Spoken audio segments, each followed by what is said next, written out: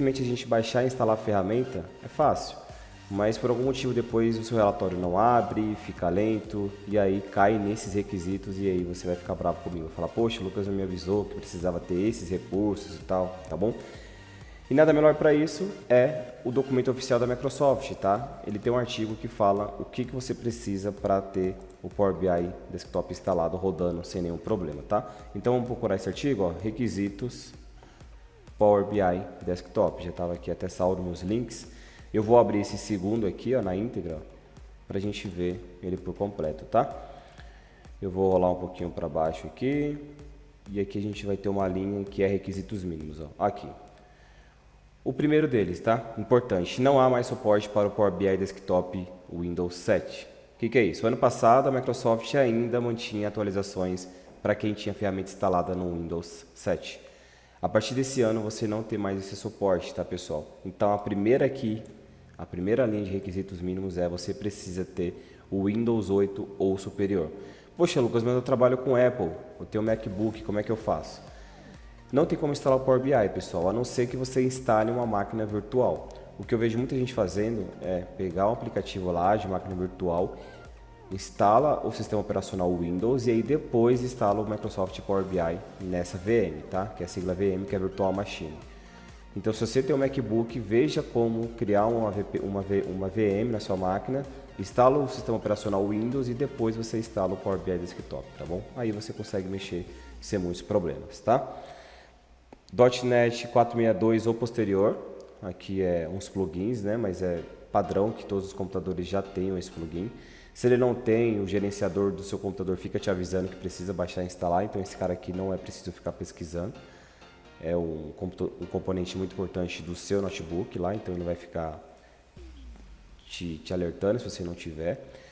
Internet Explorer 11 ou superior, e aqui vai de gosto de cada um. Eu costumo usar o Chrome, então é difícil usar o Explorer, tá? Mas você pode usar qualquer um deles, Firefox, o Explorer, o Chrome, tá bom? Não faz diferença. Eu prefiro o Chrome, tá bom?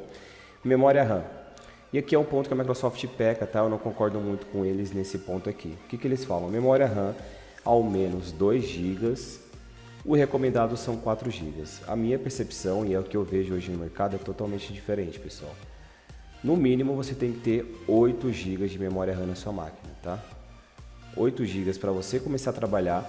E se você estiver num projeto muito grande, que demanda muita capacidade, uma base com mais de 1 milhão de registros, você precisa ter 16 GB para você trabalhar tranquilamente, tá? Não estou te assustando, não precisa colocar 16 GB na máquina, eu sei que memória RAM é caro, mas se você está trabalhando em alguma empresa, é possível que você já tenha um notebook com 8 GB de memória RAM, tá? É difícil você ver alguma máquina ainda com 4 GB, porque nem o Excel direito funciona com 4 GB, tá bom?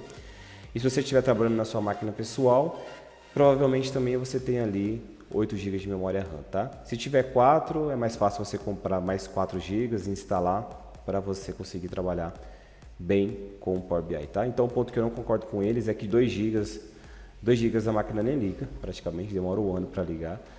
E 4 GB você não consegue fazer absolutamente nada, tá, pessoal? No mínimo, 8 GB de memória RAM para começar a trabalhar de verdade com o Power BI, beleza? Exibição, aqui ele fala algumas proporções que ele acha interessante, né, na hora de montar o seu relatório, 16:9, que é a tela padrão, que quando você abre o Power BI Desktop, ela te dá para você montar os seus gráficos, tá bom?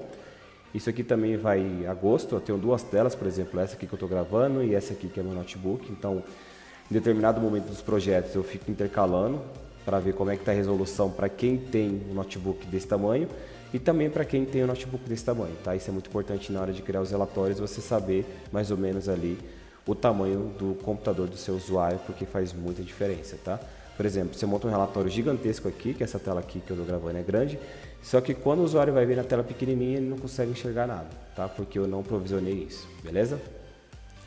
Mais alguns pontos aqui de configurações do Windows, não é muito necessário.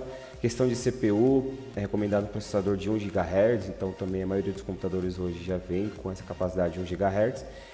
E arquitetura 64 bits, tá? O que é isso? A gente também vai tocar nesse assunto quando a gente fizer o download do arquivo lá no site da Microsoft, beleza? Então esse link aqui você pode acessar ele,